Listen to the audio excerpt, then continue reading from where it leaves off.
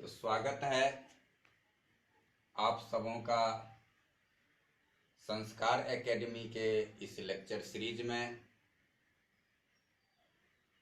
आज हम दो चर वाले रैखिक समीकरण के कुछ हल प्रश्नों को देखेंगे प्रतिस्थापन विधि द्वारा, substitution method, by substitution method.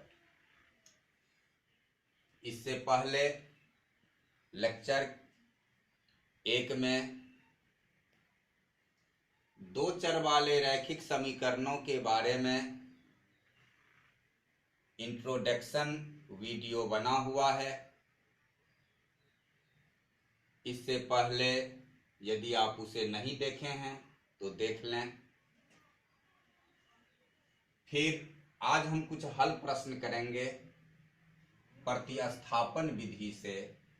प्रतिस्थापन का अर्थ है, प्रति का मतलब है के लिए,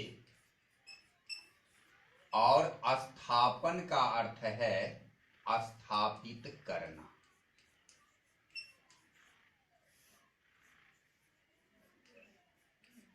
इसका अर्थ हुआ कि एक चर के स्थान पर, एक चर के स्थान पर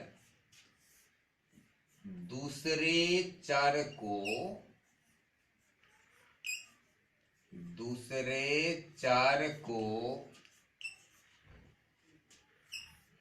स्थापित कर समीकरण का हल निकालना।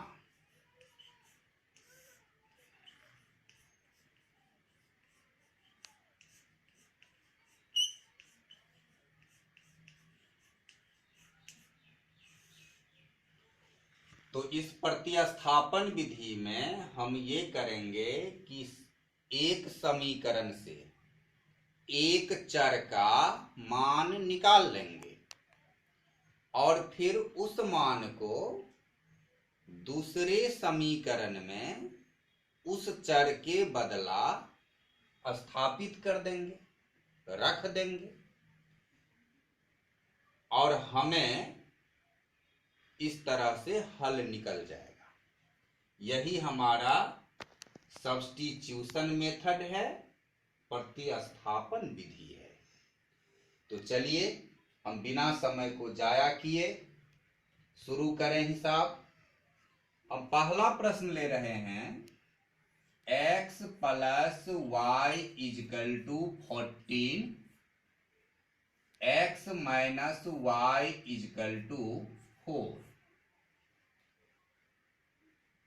पहले समीकरण को हम नोटेट कर देते हैं, सूचित कर देते हैं 1 से, और दूसरे समीकरण को सूचित कर देते हैं 2 से। अब जैसा कि हम जान चुके हैं, पहले समीकरण से हम एक चर का मान निकाल लेंगे। यहां लिखेंगे समीकरण 1 से, समीकरण 1 से। समीकरण 1 क्या है? हम यहां लिखेंगे x + y = 14। अब इससे हम x का या y का मान निकालेंगे। मान निकालने का अर्थ है कि इस बराबर से एक पक्ष सिर्फ एक चर रहेगा, बाकी सबको हम दूसरे पक्ष में ले जाएंगे और इस तरह इस चर के इक्वल टू में जितना मान आता है वह इस चर का मान हो जाएगा। मान लो हम x का मान निकाल रहे हैं, तो यहां हम लिखेंगे x = प्लस का y। जब पक्ष बदलकर दाईं पक्ष में जा रहा है तो हो जाएगा 14 - y, क्योंकि पक्ष बदलने पर किसी पद का चिन्ह बदल जाता है। और यह x का हमें एक मान आ गया 14 माइनस वाई, इसको हम नोट कर देंगे इक्वेशन नंबर 3। अब इस मान को हम दूसरे समीकरण में पुट कर देंगे, बैठा देंगे। तो यहां लिखेंगे समीकरण 2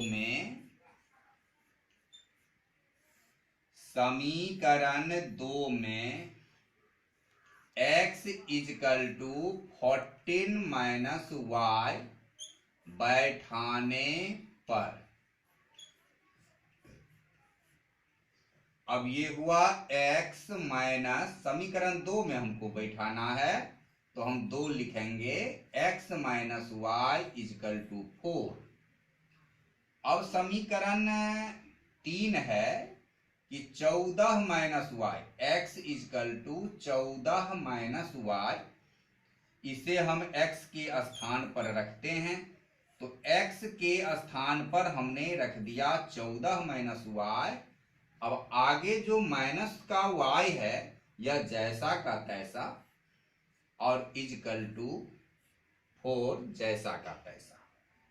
अब इस तरीका से अब इधर हुआ 14 माइनस y और y सजातीय है, इन पदों में क्रियाएं होगी, दोनों का चिन्ह माइनस है तो हम माइनस देकर दोनों को जोड़ देंगे। तो ये 1 और 1 2, माइनस 2y इजकल टू 4। अब हमें यहां पर एक ही चर है तो इस चर का मान हल कर निकालेंगे। इधर y का पद बाईं ओर रहा और 4 14 अचर पद दाईं ओर ले जाएंगे, प्लस से माइनस। यहां जब कोई चिन्ह स्पष्ट नहीं लिखा है तो वह प्लस होता है, बदलकर माइनस हुआ, या minus 2y is equal to minus 10। यहां भी 2 पद है, एक का चिन्ह प्लस एक का चिन्ह माइनस। तो 2 पद जब रहता है तो हम बड़ी संख्या का चिन्ह देकर दोनों को घटा देते हैं, तो माइनस 10 हुआ। अब दोनों ओर माइनस है, इसे हम कैंसिल कर देंगे, या y इजकल टू, ये इंटू का 2 इधर बाई में चला जाएगा, 10/2 जो डिवाइड हो जाएगा, कट जाएगा 5 मर्तबे। तो यहां जो हमें y का एक मान आ रहा है 5। अब हमें एक चर, 2 अज्ञात चर था x और y, उसमें से एक अज्ञात चर y का मान हमें मिल गया है। अब इस मान को हम समीकरण 1 में भी बैठा सकते हैं, 2 में भी बैठा सकते हैं और 3 में भी बैठा सकते हैं। तो सुविधा के ख्याल से हम 3 में बैठावेंगे तो ज्यादा बेहतर होगा, क्योंकि इसमें एक चरण बढ़ा हुआ है तो हमें थोड़ी आसानी हो जाएगी। तो यहां हम लिख देंगे समीकरण 3 से, अब 3 क्या कह रहा है, x equal to 14 minus y. अब इस y के जगह पर जो हमें y का मान आया है 5, इसे बैठा देंगे। तो या x equal to 14 minus 5 equal to 9, और इस तरह से हमें x का एक मान आ रहा है 9 और y का एक मान आ रहा है 5। तो यही हमारे इस प्रश्न का हल है, x का मान 9, y का मान 5। जिसे लिखने की आवश्यकता हो वह वीडियो को पॉज करके इसे लिख सकता है, वैसे समझ जाने पर लिखने की कोई ऐसी जरूरत पड़ने वाली नहीं है। तो चलो अब हम दूसरा सवाल लेते हैं। दूसरा सवाल है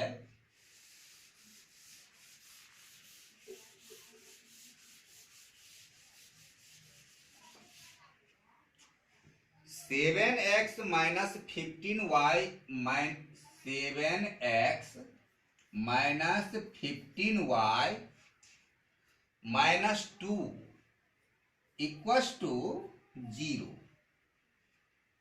इक्वेशन नंबर 1 है। इक्वेशन नंबर 2 है x plus 2y minus 3 equals to 0। पहली प्रक्रिया उसी तरह हम समीकरण 1 को ऐसे सूचित कर देते हैं, डिनोट कर देते हैं 1 से और 2 को 2 से। वही बात हम पहले समीकरण से एक चर का मान निकालेंगे। यहां लिखेंगे समीकरण 1 से 7x minus 15y minus 2 equals to 0। अब यदि हमें x का मान निकालना है तो इसके अतिरिक्त y वाले पद को, अचर पद को इक्वस टू के दाईं ओर लेकर चले जाएंगे। तो सीधी सी बात है कि हमको 7x इधर रखना है, इक्वस टू 0 पहले से है, माइनस का 15y पक्ष बदलने पर प्लस का 15y हो जाएगा, माइनस का 2 प्लस का 2 हो जाएगा। और इस तरह अब 7 गुणांक है x का। हम फिर x का मान निकालने के लिए 7 को पक्षांतर करेंगे तो x equal to 0 plus minus से कोई फर्क नहीं है, तो ये 15y प्लस 2 डिवाइडेड बाय 7 हमें एक x का मान आ गया। इसे हम इक्वेशन नंबर 3 डिनोट करते हैं। अब x के इस मान को हम समीकरण 2 में बैठा देंगे, पुट कर देंगे। तो लिखेंगे समीकरण 2 में x equals to 15y plus 2 by 7 बैठाने पर अब इक्वेशन 2 लेंगे, x plus 2y minus 3 equals to 0।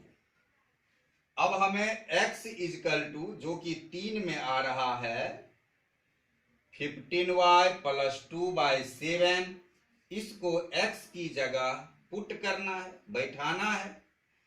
तो या x की जगह ये बैठाए 15y प्लस 2 बाई 7 और प्लस आगे जो है plus 2y minus 3 is equal to 0।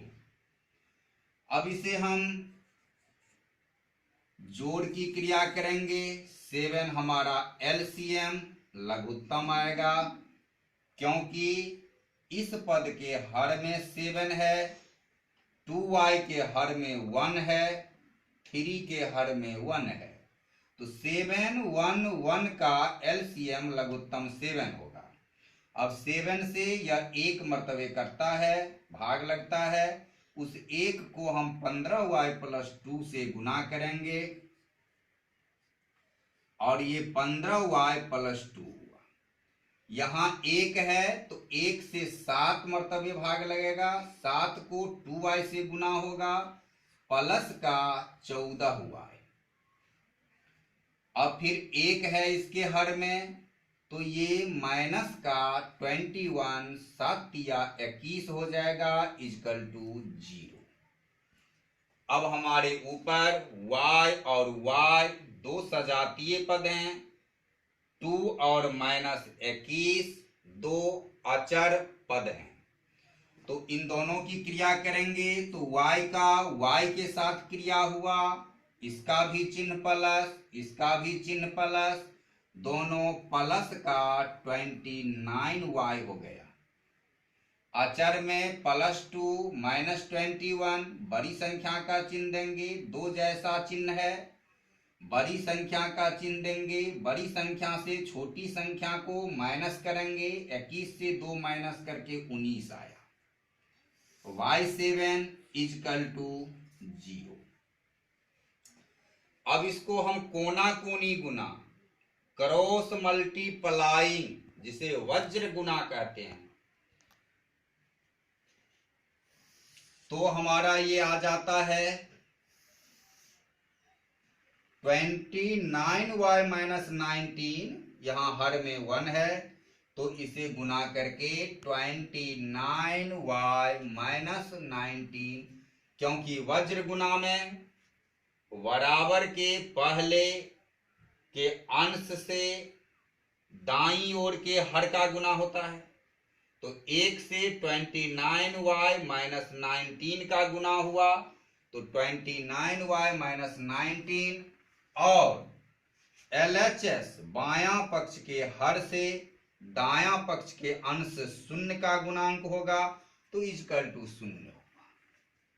और इस तरीका से 29y = -19 उधर जाके +19 हो गया, या y का वैल्यू गुणांक का 29 उधर जाके डिवाइड का 29 हो जाएगा, और y का हमें मान आ गया 19/29। यही मान y का हल है। अब इस मान को हम समीकरण 3 में पुट करेंगे, हमें x का मान आ जाएगा। तो यहां हम लिखेंगे समीकरण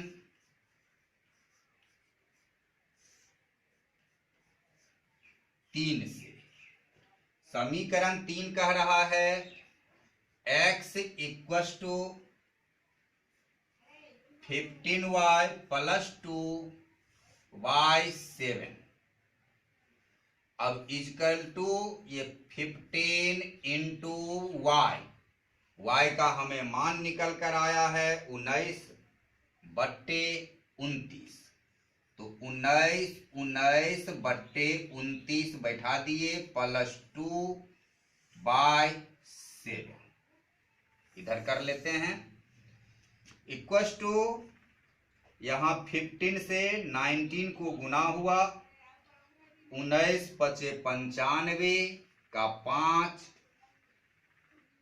19 × 1 = 19 और 9 28/29 +2/7।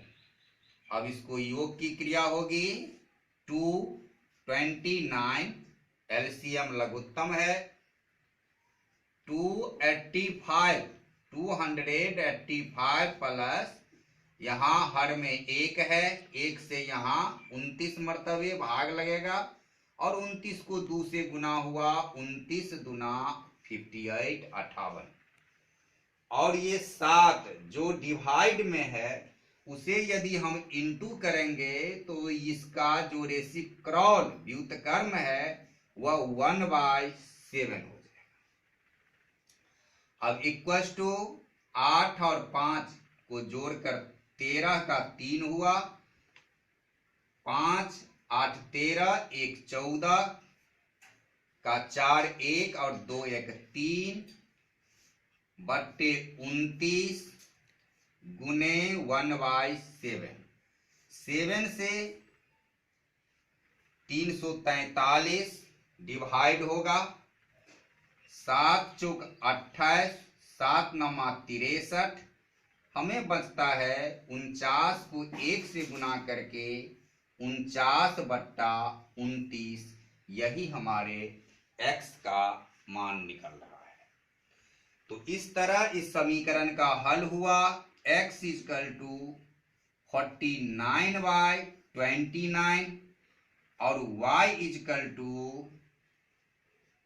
19/29।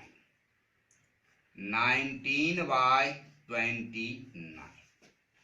तो तो ये हमारे इस समीकरण के हल हैं। सीधी सी बात है, कोई परेशानी की बात नहीं है। प्रतिस्थापन विधि हमें कहता है कि एक समीकरण से, पहले समीकरण से या दूसरे समीकरण से एक चर का मान निकाल लो और उस मान को दूसरे समीकरण में बैठा दो। अब दो चर का समीकरण एक चर का समीकरण बन जाएगा। फिर उसे हम हल करके मान निकाल लेंगे और उस मान को फिर हम एक में भी बैठा सकते हैं, दो में भी बैठा सकते हैं, और यहाँ कुछ स्टेप बढ़ा करके लिखा हुआ समीकरण 3 है तो हम 3 में भी बैठा सकते हैं। तो हमने 3 में बैठाया, हल किया और इस तरीका से हमें इसका मान आ गया। तो ये हमारे दूसरे प्रश्न का हल था। अब इसके आगे हम समीकरण तीसरा समीकरण लेते हैं। यहां प्रयास किया गया है कि भ्रम उत्पन्न करने वाले जो प्रश्न हो सकते हैं, जिसमें हम सोचने लगे कि यह कुछ नया आ गया, इसे क्या करना था, कैसे करना था, उसे हम दूर करने का प्रयास कर रहे हैं विभिन्न प्रकार के प्रश्न को लेकर के। अब इसके आगे हम तीसरा प्रश्न लेते हैं। x/4 plus y/5 plus 1 equal to 23। ये हमारे इक्वेशन 1 हैं और दूसरा इक्वेशन है x/5 plus y/4 equal to 22। 22 नहीं 23, यह भी 23 है। तो ये हमारे इक्वेशन नंबर 1 है और ये इक्वेशन नंबर 2 है, समीकरण 1 समीकरण 2। फिर वही करना है। समीकरण 1 से हमें एक चर का मान निकालना है। तो यहां हम लिख देंगे समीकरण 1 से, समीकरण 1 लिखते हैं x/4 plus y/5 plus 1 equal to 23। वही बात करना है। यदि हम x का मान निकालना चाहते हैं तो इसके बाद का जो पद है y/5 प्लस 1 उसे हम दाईं ओर लेकर चले जाएंगे। तो ये हुआ x/4 equal to 23 minus plus का y/5, पक्ष बदलने पर माइनस का y/5 हो गया और प्लस का 1 माइनस का 1। अब x/4 इक्वल टू, इसको हम जोड़ेंगे, 5 एलसीएम लघुत्तम है, यहां हर में 1 है, 23 को 5 से गुना हुआ 115 माइनस y माइनस 5, या x/4 इक्वल टू 115 और 5 अचर हैं, क्रिया हुई 110 माइनस y बट्टा 5। अब ये x के जो डिवाइड यानी भाग में 4 है वह पक्ष उधर जाके गुना में चला जाएगा। तो ये हुआ x equal to 110 minus y बट्टा 5 इंटू 4, या x इक्वल टू, अब 4 से यदि इसको हम गुना करते हैं तो 440 माइनस 4y बट्टा 5, इसको हम डिनोट कर रहे हैं इक्वेशन नंबर 3। अब इस 3 से जो हमें x का मान आया है उसे 2 में बैठाना है, पुट करना है। तो हम यहां लिख देंगे समीकरण 2 में, समीकरण 2 में x equal to 440 minus 4y, 440 minus 4y divided by 5 बैठाने पर तो अब समीकरण 2 हमारा है x/5 plus y/4 is equal to 23। अब x के जगह हमें ये मान बैठाना है, या 440 minus 4y divided by 5 the whole divided 5। ये x का मान है 440 माइनस 4y जो हमें यहां से आया है डिवाइडेड बाय 5, और x को डिवाइड किया गया है 5 से, तो x के मान जितने हैं उसका होल डिवाइडेड 5 हुआ, ये 5 प्लस y/4 इजकल टू 23। अब यहां इस डिवाइडेड को, भाग को हम गुना में बदल दें। 440 minus 4y divided by 5 into 1/5। यहां भाग को जब गुना बनाएंगे तो यह 5 का रेसिप्रोकल व्युत्क्रम 1/5 होगा, प्लस y/4 इजकल टू 23। अब ये हुआ 440 minus 4y divided bye 25 plus इस 5 से इसको मल्टीप्लाई हो गया, गुना हो गया, y/4 इजकल टू 23। अब इसको जोड़ेंगे तो यहां 25, 25 और 4 का एलसीएम निकलेगा 100। अब 25 से ये 4 मर्तबे लगेगा, 4 से इसके अंश को गुना करना है, 440 को 4 से गुना करके 1760 होगा, और माइनस 4 चौका 16 हुआ है, और प्लस इस 4 से ये 25 मर्तबा लगेगा, और 25 को y से गुना हुआ, प्लस 25y इजकल टू 23। अब इस y और y की क्रिया हम कर लेंगे, तो ये हो रहा है या 1760, यहां माइनस में है 16y, प्लस में है 25y। बड़ी संख्या 25 हुआ, उसका चिन्ह प्लस देंगे, 25 से 16 माइनस होगा, 9 बचेगा, तो ये हुआ plus 9y divided by 100 equal to 23।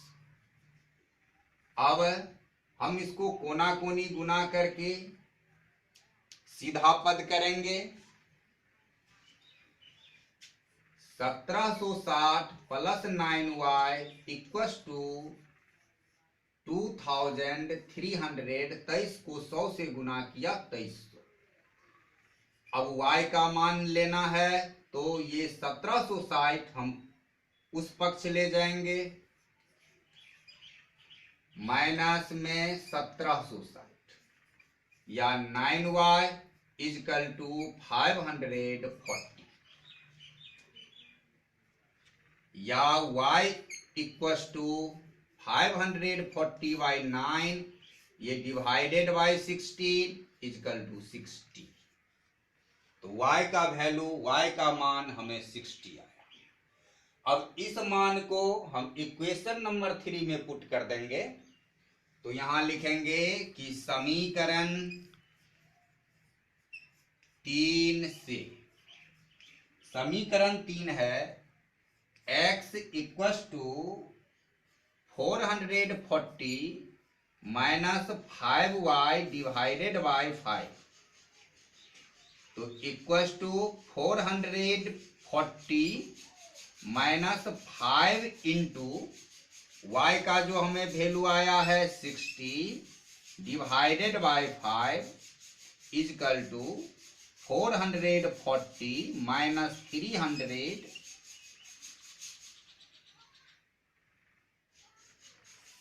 Bye 5 equal to 140 by 5, जो कि 28 से डिवाइड होगा, इजकल टू 28। तो इस तरीका से हमें y x का वैल्यू आया 28 और y का वैल्यू आया 60।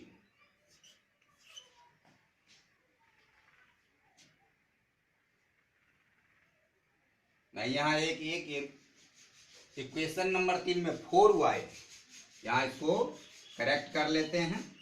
4y तो यहाँ भी 4 इंटू होगा इजकल टू 240। तो माइनस करके यहाँ आ जाता है, यहाँ से करेक्शन कर लेते हैं। इजकल टू ये हुआ 200 बाय 5 जो कि 40 मतलब ये हुआ। तो x का वैल्यू हमें आया 40 और y का वैल्यू आया है 60। यही हमारे इस प्रश्न के हल हैं, उत्तर है। हम इस समीकरण को एक और चीज कर सकते हैं कि हम इसको यहीं पर पहले 4 और 5 का एलसीएम लेकर के, जैसे इस तरह ऐसे देखते हैं, इसका एलसीएम ले लेते हैं तो 20 हो जाता है। 5x plus 4y plus 20 equals to 23 और ये 5x plus 4y plus 20 equals to 460। इसको हम क्रॉस गुना किए हैं।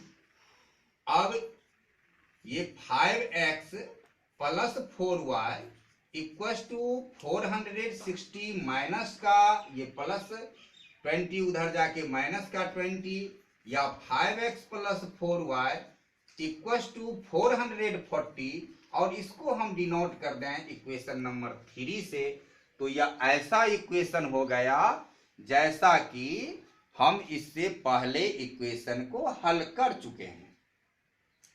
इसी तरीका से हम इसको भी, इस इक्वेशन को भी हम इसी तरह से जोड़ करके सरल कर लेंगे, हल्का कर लेंगे। जैसे कि हम यहाँ करें तो इसमें 5 और 4 का जो एलसीएम आएगा 20 आएगा। तो ये भी हुआ 4x plus 5y equals to 23 या 4x plus 5y equals to 460 और इसको हम इक्वेशन नंबर 4 कर सकते हैं। अब जो हमारे पास 5x plus 4y equals to 440 है और 4x plus 5y equals to 460 है, इसे हम इक्वेशन नंबर 3 और इक्वेशन नंबर 4 कर दिए। और यहाँ जो अब हम लिखते हैं समीकरण 1 से, हम समीकरण 3 से लिख लेंगे, x का मान निकाल लेंगे या y का मान निकाल लेंगे। समीकरण 4 में उसे x या y जिसका भी हम मान निकालेंगे उसको पुट कर देंगे, आसानी से हिसाब बन जाएगा। तो हम चाहे सीधा इस तरह बना लें या कि हम इक्वेशन को सरल करके उसे सरल इक्वेशन में ले आए। तो इस तरीका से ये एक प्रश्न था, इसमें कोई घबराने की ऐसी बात नहीं है। हमें सिर्फ समीकरण यही है, हमें सिर्फ जोड़ घटाव गुना भाग की क्रियाएं करते चले जाना है, कहीं घबराना नहीं है। हमें x y चर के मान स्वतः निकल जाएंगे। तो आज हम ये 3 प्रश्न को देखें और अगले नेक्स्ट वीडियो में हम कुछ और प्रश्न के हल इस प्रतिस्थापन विधि से करेंगे। तो यह वीडियो कैसा लगा, कहीं क्या समझने में तकलीफ है, दिक्कत है, या फिर पसंद आ रहा है तो लाइक कर देना है। चैनल पर पहली बार आने से सब्सक्राइब कर देना है और अधिक से अधिक अपने फ्रेंड्स के बीच, दोस्तों के बीच इसे शेयर करना है। और इसके साथ हम एक पहले वाले वीडियो जो लेक्चर 1 था, 2 चर वाले रैखिक समीकरण में एक हल्का सा मिस्टेक था जिसे हम यहाँ दुरुस्त करना चाहेंगे उसे देख लेना, उसे नोट कर देना। उसमें व्यापक रूप जो था, दो चर वाले रैखिक समीकरण का व्यापक रूप धोखा से डिनोट हो गया है ax plus b equal to c, लेकिन इसमें एक मिसिंग है, b के साथ y होगा, यानी इसे हम कैंसिल करेंगे और व्यापक रूप equal to ax plus b y equal to c note कर लेंगे। यह लेक्चर 1 के वीडियो में एक मिसिंग था जिसे हम इसमें स्पष्ट कर दिए हैं। तो एक बार फिर कि ज़्यादा से ज़्यादा अपने दोस्तों में शेयर करो।